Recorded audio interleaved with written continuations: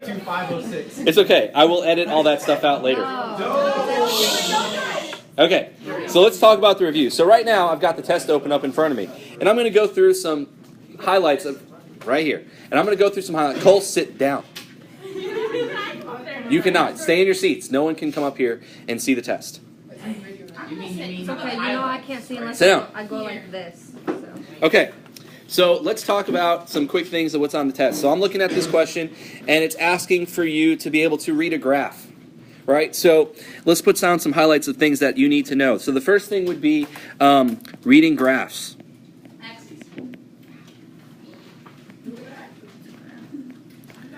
Okay, you've got position time graphs and velocity time graphs. You need to be able to read those and relate information to me. In other words, how can you tell when it has an acceleration? How can you tell if the acceleration is constant or changing? Okay. Can you tell me how far something goes based on a velocity graph? Okay, so you remember these types of questions, right? So from the position time graph, what can you tell me? You can really just add a slope, and the slope will tell you the average velocity. Okay, what about on a velocity time graph? You could tell me slopes, which would be your average acceleration. Or you can find the area, which tells you the displacement.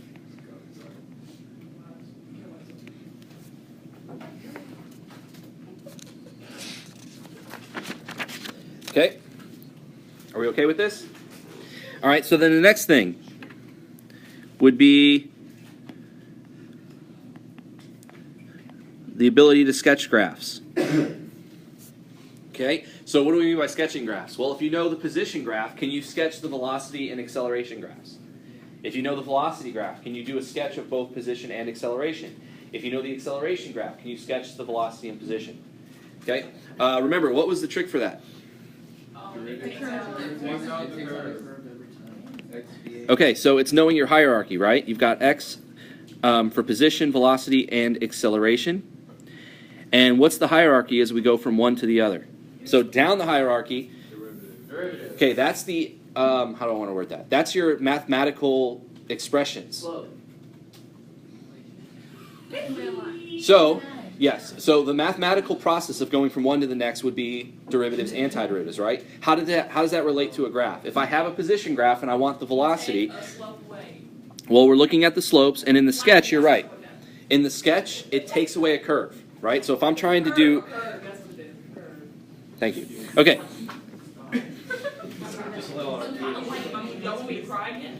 Okay, so if I was doing a graph sketch, so I'll make a column here for graph sketching, going from position to velocity, as you said, that takes a curve away.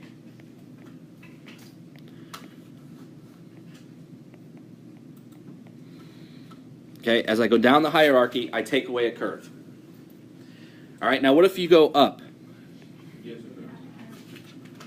Okay, so going up simply adds a curve.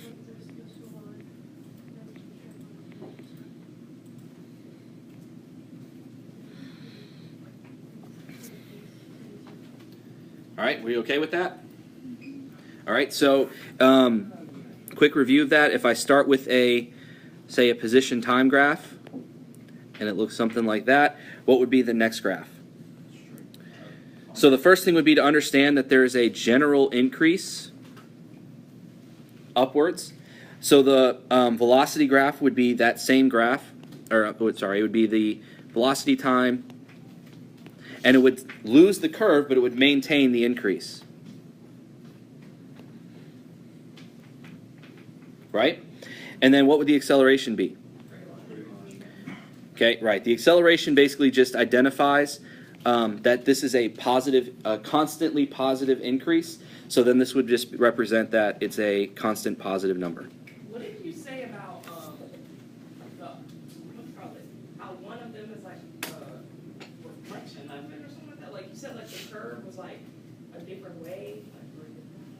Well, it depends on what the other graphs are. Okay, so if I do a quick, let's do an example of that. If I've got velocity time, or no, we'll do acceleration.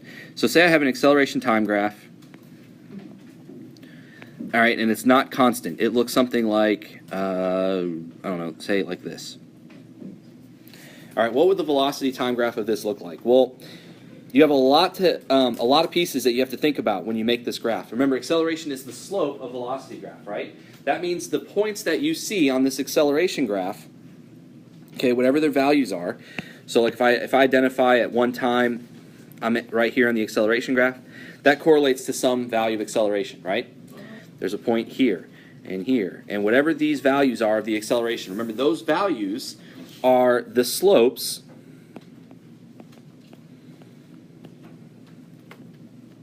of that one, right? So whatever that value is on the acceleration graph, that means that's the slope at that point on the other graph. Hierarchy, right? So in other words, I would look at this and say, what is the first slope value on the that I'm getting from the acceleration graph? Is it a big or small number? Is it positive or negative? The first slope I see, okay, that's this point right here. That's a big positive number. That means on my velocity graph, my line should start with a big positive slope, which means at time t equals 0, whether this starts at 0 or wherever it starts on the y-axis, it has a large positive slope. Okay, sometime later, okay, what's that value? Positive, small, what? It's smaller than first one, and it's still positive, right? So that means I should have a slope now, later on, at whatever time this is, same time value. I would have a positive slope, but it would not be nearly as steep as the first one. Does that make sense? And when I say it has a slope, I'm just drawing a tiny little straight line segment with a slope of that value. Does that make sense? All right. And then sometime later, where are we? So say down here. So now it's a negative, big or small negative? All right, so it's a relatively large negative number. So at that time, whatever time that is, I would have a big negative slope. So it would be kind of steep. All right, and I skipped a step that's probably important. The purple one, right where it crosses the axis. What would that value be? No slope. So at whatever time value that is, there would be no slope. Now, if I look at these straight lines of the curve, okay, I can then draw a line that kind of best mimics these straight lines. So in other words, it starts out steep, then it starts to level out till there's no slope, then it starts to drop down. Does that make sense? All right, what about if I want to make a position graph? It would be the exact same process from velocity to position, right? I would say it starts off with how much velocity? So a positive number, but it's definitely not the biggest positive number that it reaches, right? So at that point, I'd have some kind of positive slope. Now, sometime later, it has a great positive slope, and that was at the time that we marked here in purple. So if I mark this purple time here, that is when I have the largest positive slope. And then what happens after that? Okay, and then it's a large negative slope. Wait, what? At the yellow time, is that still a positive number? Yeah. But it's not as positive, right? So it would just be something like that. Right? Up until the point where I have no slope, which would be, I'm running out of room, but it would be somewhere over here. So if I tried to curve sketch this, it would probably be something like that, and then it would start to drop down again. Because then my slopes are becoming negative, so it would start to loop back down, whatever that is. Okay? So you look at each individual value on the one graph and recognize that that value is a slope value for the graph above it, if we're going by the hierarchy. Does that make sense? Okay, I promise you it's not that bad on the test. It's not going to ask you to graph something really crazy, per se. So yeah, it won't be bad. Okay, I will tell you guys this. I will give you a little bit of heads up and let you know that there are only 14 questions on this thing. And there are no free response questions. I told you guys before, the point of the test was for you to fix the mistakes of your quizzes. Right? So the test is going to ask you straight and to the point about those standards that you had on that test sheet. Remember talking about that pink sheet y'all had? Exactly to those standards. Okay, so if you know what you're doing for those, you should be fine on this test because they're going to ask very basic, very straight to the point questions. Okay, I save the challenges and things like that for the quizzes and stuff we do in class. This test, my goal tomorrow is that you take the test, and by the back half of the period, we're starting the next thing. Like, this should not take you the whole period. It's fine if it does because it's the first test you guys are taking, but as we move on through the course of the year, it should not take you that long to take a test. Follow me? Okay. So let's see. Can you do the reading of the graphs part? That's kind of important. Okay. So let me ask this question. It's a good review question. It's coming back from graphs. Those of you that took AP1, you've already seen this before. In fact, those of you that took AP1, you probably know all the answers to this test anyways, because it's all the same questions. Plus or minus a few different ones, but for the most part, it's pretty much questions you've already seen. So if I draw this, and this kind of gives it away, but there's a lot of things to talk about here. If I've got a velocity time graph, and I've got two lines on it,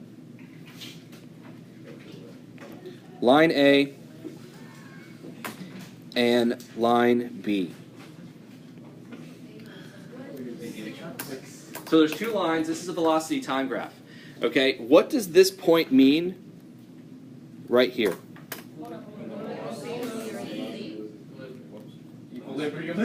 What does that point mean where those two lines have crossed? Okay, all this tells me is the same speed. That's it. Okay? Now, does that mean they're at the same location? Does that mean they're passing one another? No. How do I know if they're passing one another? That's right. So then you would argue another point that says they're passing each other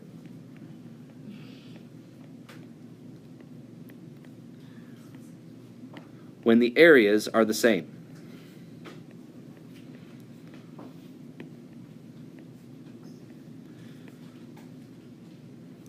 So if these were cars, car A and car B, when is car A in front of car B? Never. Never in the very end. Because what do you have to look at for the graph? A will always be behind behind B until it's displaced the same amount, right? In other words, what does this whole segment mean? All this segment means is that A is faster than B. A is faster than B. But it hasn't passed B yet because the areas have to be the same. Does that make sense? Now, if I have this scaled correctly and everything else, you could then shade in areas and find out, hey, maybe these areas are the same all the way out to the end there. In which case, at whatever this final time is, I can just argue that they're at the same position at that time. But that's when they're passing one another. How do you know they're passing one another? Their position's the same, but why doesn't the position just stay with each other the whole way? Because A is much faster than B at that point, right? So there's no way they're going to hold that same position. A is going to go right past it. Does that sort of make sense? Yeah. Reading that graph is very important, and it always tends to throw people off. But I think you guys will be okay. All right, so that's the graphs. Now let's talk about some of the math behind all of this.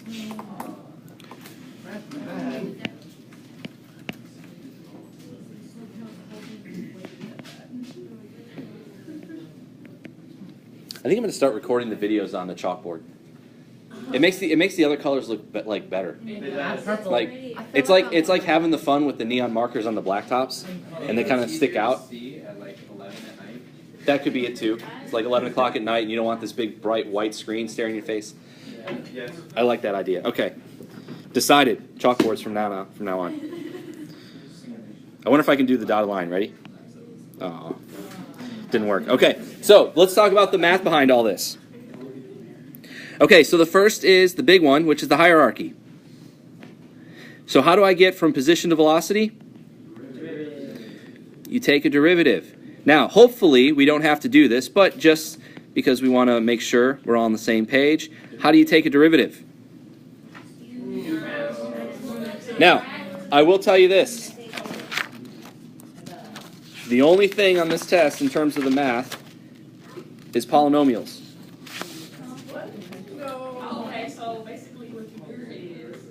Nope, I take that back. There's no sines and cosines, so that's good.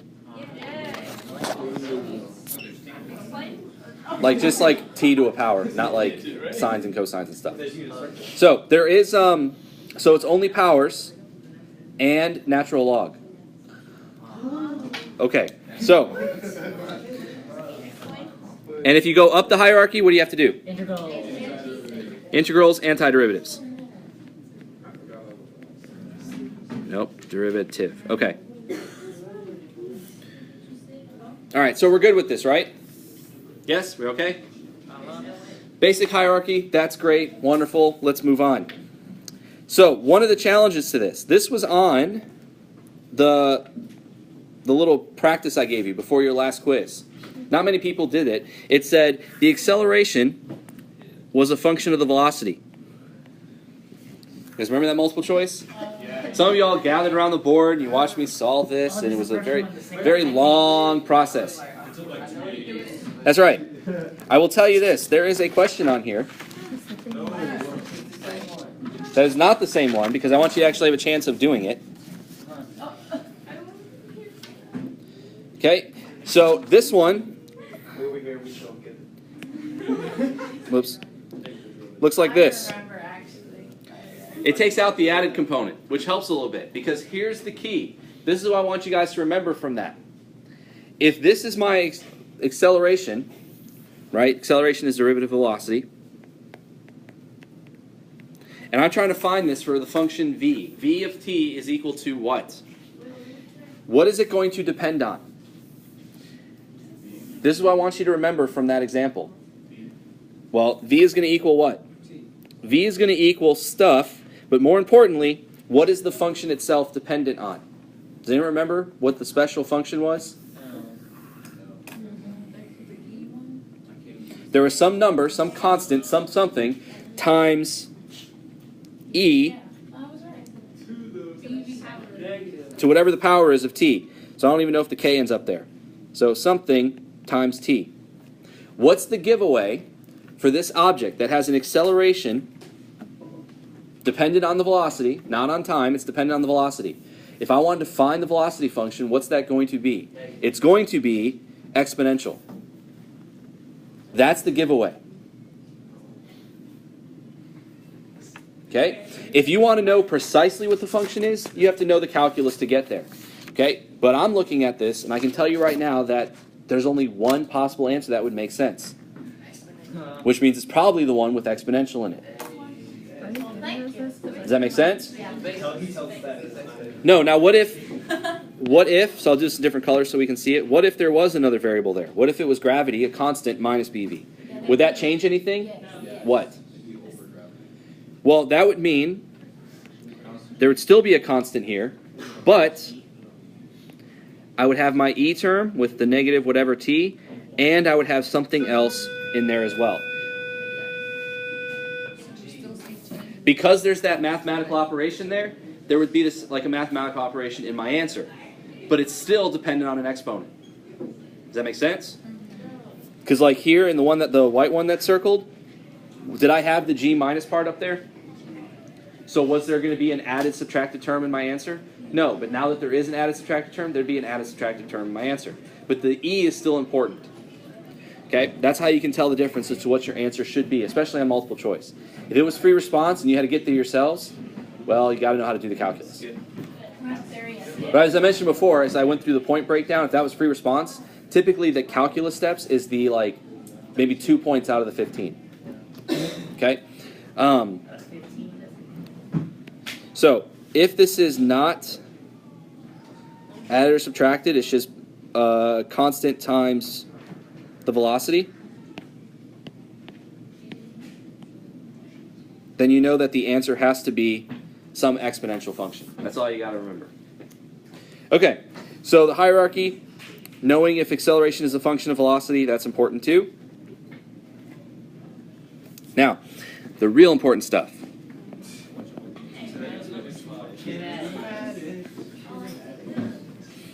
Okay, kinematics is, of course, the big focus of this entire unit. Okay, so you have to be able to understand the kinematics and how to use their equations. Okay, so you'll have a formula sheet. You've seen the formula sheet. So you know your kinematics, half at squared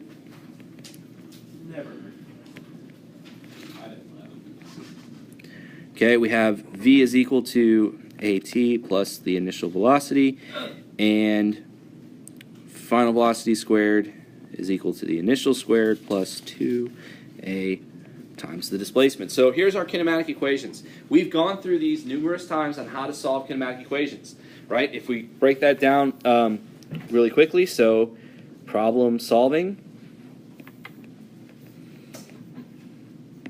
What do you do to solve these problems? List all variables. Okay? Known and unknown. Make the entire list. Okay, so from the list, only certain equations work. Okay, and why is it that only certain equations work? Because you don't have all the information for the other ones. There's only one that will make you actually be able to solve for something. Okay, and then simply solve for whatever you're trying to find. It might be multi-step, right? If you don't have an acceleration, it should be like common knowledge by now that if you were not given the acceleration, you're going to need it. Even if it's like, you know, this object is rolling down a straight path, it has this speed, and then it has another speed in so much time, how far does it travel? All I've given you was 2 speeds, a time, and how far it went. Well, you're trying to find how far it went. You should know right away, I need the acceleration first. So let me work through, get the acceleration, then I'll figure out how to find the distance. And that should become clear as you list out your variables, because each equation has acceleration in it, so if you don't have it, you can't really go anywhere. Make sense? So, basics of kinematics. Not too complicated, right? Okay? Now, if all else fails, okay, I had some students, you know, especially from this class, I won't say who it was, but I have students from this class, which is kind of funny, because since they've already had me as a teacher, they're not afraid to just, like, tell me off. You know, like, new kids are always like, I don't know him very well, so I don't want to talk to him, right? I'm looking at the 5 of you that are in here. But people that had me, they'll come and write it to me, and they'll just tell me I'm full of it, because they don't... She laughed out loud for a reason. So, for that reason, like, you know, it's fine, I get it. But the biggest thing I've been hearing now from people is that Swear doesn't teach us. And I call Bolshevik on that one. Okay? And the reason why is because what is there for me to teach in this unit?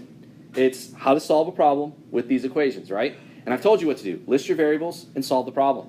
I bring that up because there was a question on the last quiz that most people got wrong, and they're like, you never taught us how to do this. I've never seen a problem that involved a building where one ball is thrown up and another one is dropped. Oh yeah, that would be us. Okay? There you go. Okay? They said, you've never done anything like this. And I go, okay, sure I have. Because all I've ever taught you guys to do at this point is list the variables and use kinematics. So what if we did that? You know, this is ball 1, this is ball 2. Well, I mean, but this is my point. As I work through this, see how easy it actually is. Okay? So ball 1, all I know how to do is list variables. So let's go ahead and list them. Initial position, final position, initial velocity, final velocity, acceleration, and time. So what's the initial position? It starts at the height h. Do I know where it ends? It's asking for, remember, if you don't remember the question, it was asking for the time when the two balls pass each other. So do I know the position when the balls pass each other? No. All right, what's the initial velocity?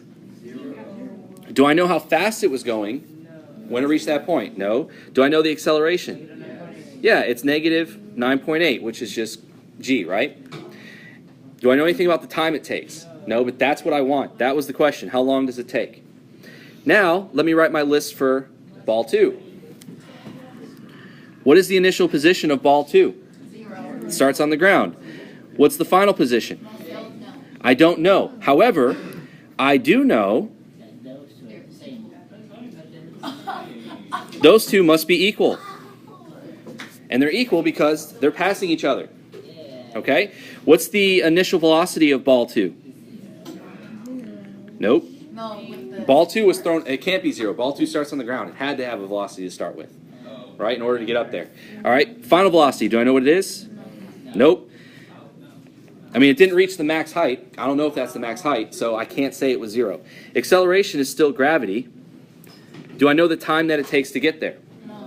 No, but I do know that it's going to be the same as the other ball because they both hit that same position. Now that's assuming that the ball was dropped and the other ball was thrown at the exact same times, which I think was stated in the problem. Okay, so how do I go ahead and solve this? Well, let's write out the equations for both objects. Now if I look at what's given, you'll notice the one thing I do not know is the final velocity. So why don't I use the only equation that does not have final velocity in it?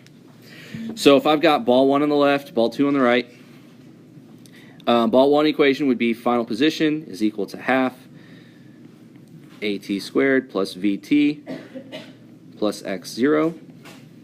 Ball 2 would be the same. Oops, I don't want to do an equal sign there. X1 is equal to half at squared plus vt plus x0. So it's the same equations for both of them, right? And as we mentioned, the two final positions should be the same. So if the x's are the same, their equations should be the same. Okay, now if I go through and cancel some stuff real quick. So for ball 1, it starts at rest, so I know that that term will be 0. And that's really it. For ball 2, it doesn't start at rest, but it starts at a height of 0. So I know that term goes away. So now let me set these two equations equal to each other. I'll have 1/2 at squared plus my initial x, which was h. All right, and then for ball 2, I'd have 1/2 at squared plus v initial t. Everyone okay with that? Now, you'll notice the 1/2 at squared is the same for both balls, isn't it? Yeah. Half of negative gravity times the time squared. So if those are the same, they're going to cancel each other. So all I have is h equals v0 times t. So what does t equal?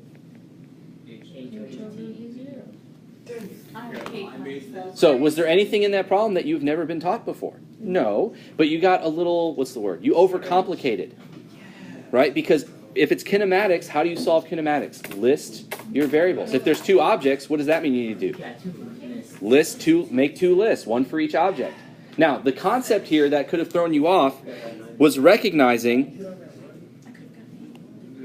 that the position and time should have been equal to each other, because that's when they're at the same position, it's at the same time, right? If you caught that, then you would know, oh, I could just set the equations and see how it simplifies. But it's still kinematics. Does that make sense? Yeah. So, kinematics. You've got your equations, that's easy. And one of the only applications of kinematics, only one that we've covered is free fall. And remember, in free fall, what does that mean?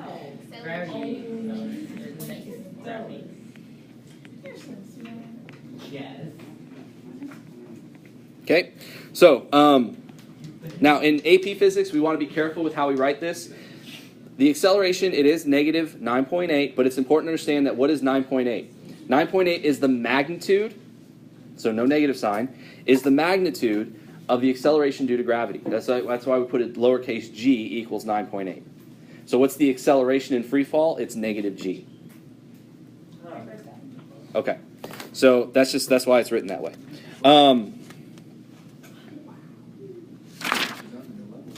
Let's see. I think that's pretty much it.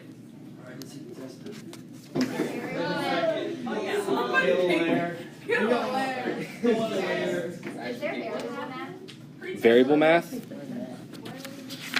Yes. There's the one about the Excel. Wait. You mean like with units? No. All right. There is only one other question. All right, so one other question I want to talk about really quick. Let's imagine a situation. Okay, so imagine someone in a hot air balloon. The hot air balloon is rising up with a velocity of, I don't know, we'll say 3 meters a second. Okay, somebody, no, somebody standing in the basket drops a ball.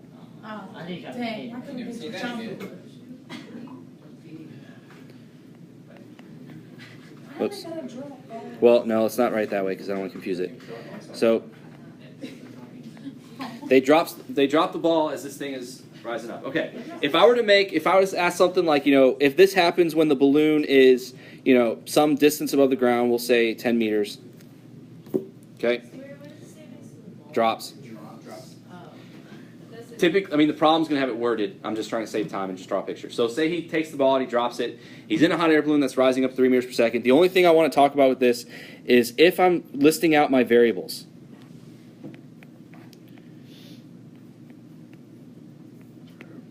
All right, my initial position is the height that he drops the ball from. Final position is the ground. Acceleration is negative 9.8 because we're in free fall, right? All right, what is the initial velocity? It is not 0. Okay, that is the important part that I wanted to pull out from this. Even though he drops the ball, why is it being dropped at 3 meters per second? Because the ball is moving up with him in the hot air balloon. So when he drops it, it was moving up initially. Does that make sense? Yeah. That'd be weird if you're looking out and you saw the ball and it was up. Well, but if you had if it was rising up at a fast enough pace, in fact, you can watch videos of this, right? There's people that ride, there's a Six Flags ride, not here, called the Superman. I forget where it is. It's like somewhere in the Midwest. But basically, it's like they sit in the roller coaster, and it's not even a roller coaster. It's just a straight track that goes straight out in front of you, and then it arcs to a complete 90-degree vertical, and you just go as high as it'll take you, and then it stops, and then you just go backwards. And that's the ride. And there's a Superman that's just like standing out there perpendicular staring at you when you get to the top, right? And if you ever see the video where people do like the physics experiment with it, they have like a little foam ball with them, and they just hold it like in front of their chest, and then when the ride gets up to the highest point, they let go of the ball. And the ball just keeps going. Now, why is that? Because the ball was moving upwards at the same speed that you were. And if you let go of it before you stop, it's going to keep moving. So that when the ride stops and you stop, the ball keeps going. There's nothing stopping it except gravity. So it goes up a little bit higher. And then as you fall, it just seems like it's sitting there right there with you because you're falling at the same rates. Does that sort of make sense? But that's the idea here. The ball was moving up with the balloon, so it has an initial velocity. Even though it says it was dropped, you have to have the foresight in thinking about this to know that means it's rising up with the balloon, so it has an initial velocity. Does that make sense? Yeah. So I won't waste the time to solve it, but you can solve this. Because I don't know how fast it is when it hits the ground. How do you find t? I have a feeling it's going to be quadratic. Here's another thing about quadratic. How many of you have a graphing calculator? If you have a graphing calculator, that's not a CAS. Okay. No, if you have a CAS model, you all know what I'm talking about when I say CAS, right? Yes. Yeah. If you have the computer algebra system, that's CAS. Okay. It says it at the top of the calculator. Then the calculator will just do it for you. If you don't have a CAS, then you can go online and find the program that you can download, like a TI-84 or TI-83 has the program of how to solve a quadratic formula in the calculator. Where literally when you open the program, it just says, what is your term A, what is term B, and what is term C? And then when you hit answer, it gives you your two answers. Yeah. Done. For this class, for physics, it's not about the steps in doing a math problem. So if you have the ability on your calculator to do the quadratic, get the ability to do the quadratic.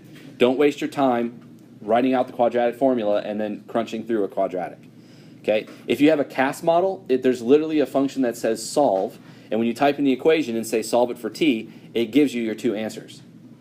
Okay, I can show anybody that needs to be shown how to do that. But if you don't have a CAS model, then you need to go online and type in the function calculator you have and where the program is. It has to be graphing. Scientific won't work.